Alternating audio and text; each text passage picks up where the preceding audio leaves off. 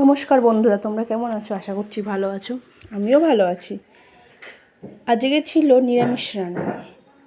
দেখো, সোয়াবিন আলু দিয়ে পটল দিয়ে রান্না করেছি একটা তরকারি, আর আলু পোস্ত, লাল শাক ভাজা। লাল শাক ভাজা নিরামিষও করেছি, আবার পেঁয়াজ রসুন দিয়েও করেছি। তারপরে মিস্টার বিশ্বাসের জন্য টিফিন প্যাক করে নিলাম। এদিকে ঘরে এসে কিচ্ছু হয়নি ঘরে, মানে অগোছালো যাকে বলে, অগোছালো অবস্থা, সেইটা ক্লিন করলাম। কেননা সেই সময় না বৃষ্টি, মানে মেঘলা মেঘলা ওয়েদার ছিল, কটা দিন বেশ মেঘলা মেঘলা ওয়েদার ছিল, এটা সেই সময়কার ভিডিও। তো মানে জামা কাপড় কেচে দিয়েছিলাম, এবার শুকায়নি যেহেতু ঘরের মধ্যেই মেলতে হয়েছিল, ঘরের মধ্যে মেলে দিয়ে তো সারা রাত পাখার হাওয়াতে শুকিয়েছে। তো এবার ভাঁজ করে নেব। মিস্টার বিশ্বাসকে আজকে না, ও অফিস যাওয়ার টাইমে আমি টিফিন করে দিতে পারিনি, কারণ আমার শরীরটা খুব খারাপ লাগছিল। এখন কি হয়েছে, সকালে আগে কিন্তু রান্না করে দিতাম, ভোরবেলা উঠে 5টায় উঠেছি, 4টায় উঠে ওকে রান্না করে দিয়েছি। এখনও পারি না তা না, কিন্তু উঠতে যেন কেমন কষ্ট হয়। তো ওকে বললাম ঠিক আছে, আর সেদিনকে শরীরটা সত্যিই খারাপ ছিল, সারা রাতই প্রায় ঘুমাতে পারিনি। তো আমি বললাম ঠিক আছে, তুমি অফিস যাও, আমি তোমার জন্য টিফিন করে তোমার অফিসের কাছে গিয়ে তোমাকে ফোন করবো, তুমি নিয়ে নিও। বললো ঠিক আছে, নিয়ে নেব। তো ওই করে আমি রান্নাবান্না করে গুছিয়ে নিলাম, নিয়ে যে যত জামাকাপড় ছিল ভাঁজ করে নিয়েছি। বেডশিট তো বিছানায় না দাঁড়িয়ে ভাঁজ করা যায় না, ছোটো ছোটো জামাকাপড়গুলো ভাঁজ করে নেওয়া যায়। তো এই যে ভাঁজ করছি, আরও আছে এইটা, এই জামাকাপড়গুলো ভাঁজ করে তারপরে ওই ঘরে যাব, গিয়ে আবার আনবো, দেখতে পাবে তোমরা।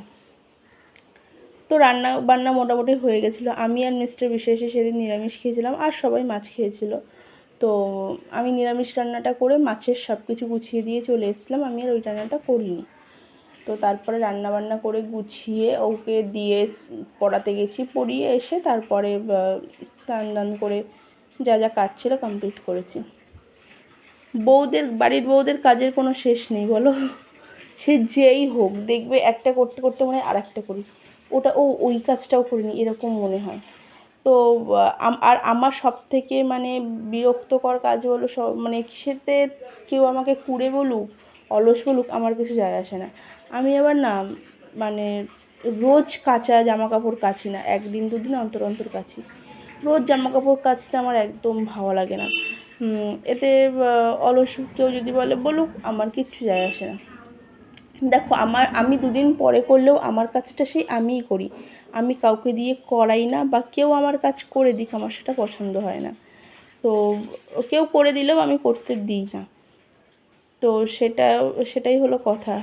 অনেকে অন্যকে দিয়ে করে, আমি অন্যকে দিয়ে করাতে চাই না, বা বলিও না কাউকে। তো আমি করি, হয়তো যেটা প্রত্যেক দিন করার কথা সেটা প্রত্যেক দিন করি না, 2-3 দিন অন্তর অন্তর করি, এইটাই। তো এই আমার মাও খুব বলে যে জামা কাপড় ওইভাবে রাখবি না, রোজেরটা রোজ কেচে নিবি, একটা দুটো করে থাকে। আমি বলি না, আমার ওই একটা দুটো করে কাচতে ভালো লাগে না, বালতি ভর্তি করে কেচে ছাদে গিয়ে মেলে দেবো, ছাদে রোদ্দুর পরে শুকিয়ে যাবে। তো মা বলে এখন সেটা করিস, ঠিক আছে, ফিউচারে গিয়ে প্রবলেম হয়, যখন প্রবলেম হবে তখন সেটা সলিউশন বার করে নেবো।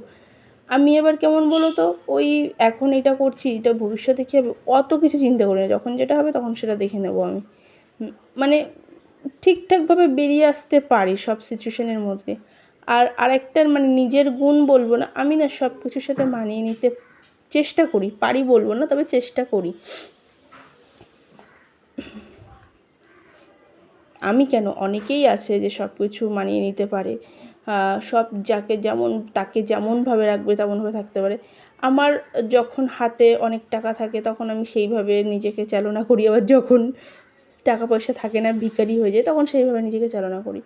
তো এই জিনিসগুলো আমার মধ্যে আছে বলে আমি মনে করি। আমার এমন না যে আমি কিন্তু রোববার আগে বেরাতাম, মানে বিয়ের আগে তো বন্ধুবান্ধব ছিল, তখন যা হয় আর কি বিয়ের আগে মেয়েরা, তো আমিও সেরকম ছিলাম, খুব ঘুরতাম, সপ্তাহে একদিন করে ঘুরতে যেতাম কোথাও, মানে কোথাও ঘুরতে না গেলে কোথাও বসে বন্ধুরা আড্ডা মারতাম, কারণ সবাই মোটামুটি আমরা তখন না পড়াশুনো, তারপরে টিউশন, এইসব নিয়ে মানে ব্যস্ত ছিলাম। তো সবাই মানে যেদিন ছুটির দিন থাকতো আমাদের, সেদিন কোথাও একটা ঘুরে আসতাম, ঘুরতে না গেলেও সারাদিন আমরা গিয়ে আড্ডা মারতাম। তো এখনও মানে তারপরেও মিস্টার বিশ্বাসও আমাকে বিয়ের পরেও প্রত্যেক সপ্তাহে সপ্তাহে নিয়ে গেছে। দেখো পরিস্থিতির সাথে সময়ের সাথে নিজেকে পরিবর্তন করতে হয়।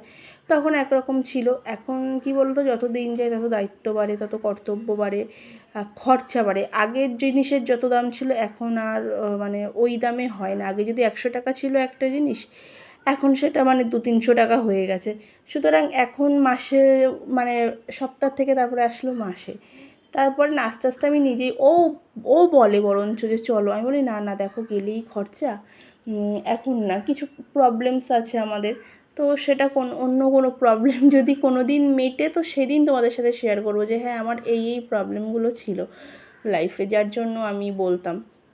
তো এখন তোমাদের কিছু বলবো না, এটাই হলো ব্যাপার। তো ভগবানের ওপর বিশ্বাস আছে আমার, আশা করি প্রবলেম মিটবে। মানুষের সব প্রবলেমই তো মেটে, আবার সব প্রবলেম মেটে না। তো আমার এই প্রবলেমটা আমি বিশ্বাস করি যে ভগবান মিটিয়ে দেবে। তো এখন কি বলো তো, যত দিন যাচ্ছে না মানুষের ফিনান্সিয়াল কন্ডিশন খুবই মানে খারাপ হয়ে যাচ্ছে, যে আর্নিং যা করছে তার থেকে খরচা বেশি, তারপরে অ্যাসেট করতে পারছে না। এই যে করোনা যাওয়ার পর থেকেই প্রত্যেকটা মানুষের লাইফে এরকম আসলো।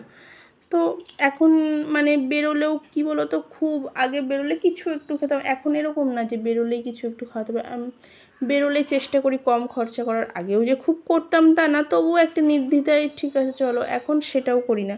কেননা দেখো খরচা করলে সেটা আমারই হবে, মানে আমারই যাবে আর কি, আর সেই পয়সাটা রাখলে আমি অন্য কিছুতে খরচা করতে পারবো, আমি এইটাই চিন্তা করি।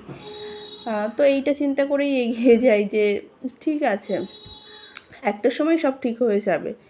আর আমার কি বলো তো, খুব বেশি কিছু দরকার নেই, ঠিক আছে, অল্প হলেই হবে। দেখো তোমাদের সাথে অনেক কথা বলে নিলাম, তারপরে আমি কাজবাজ গুছিয়ে চলে গেছিলাম মিস্টার বিশ্বাসকে টিফিন দিতে।